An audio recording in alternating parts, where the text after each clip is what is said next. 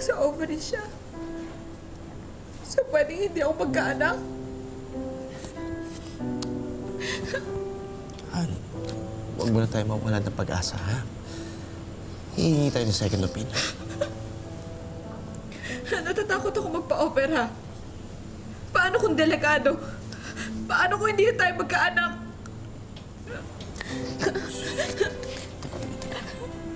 Teka. Kalumiya.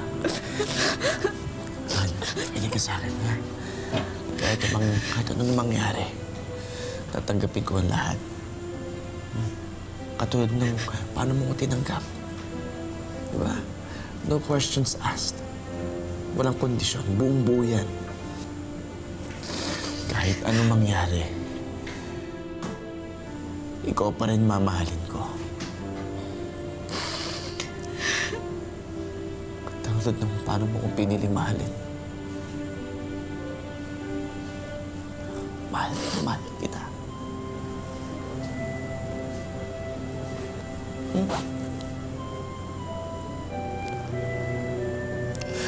Kaya huwag ka mawawala ng pag-asa, ha?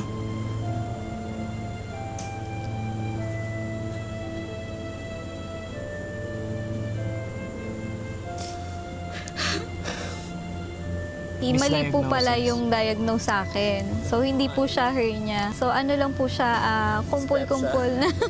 Parang lymph nodes. Lymph nodes. Kulani na naging malaki.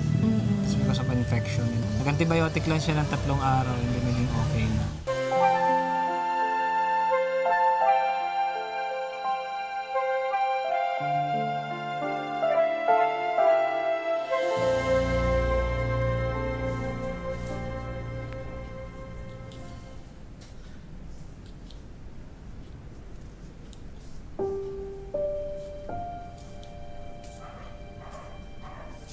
Kumusta?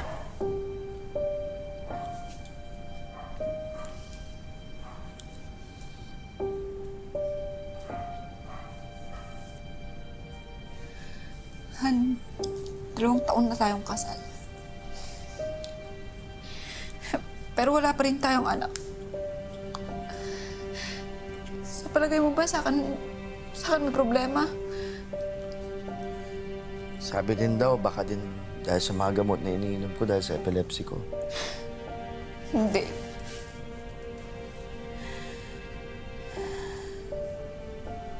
Sa akin ang diferensya. Irish, huwag mo sasabihin yan. Kung gusto ng Diyos na magkaanak tayo, bibigyan niya tayo. Please, don't worry. Magkakaanak tayo. Ano hindi ako mag-aalala? Paano kung hindi na tayo magkaroon ng anak? Paano kung kasalanan ko? Han!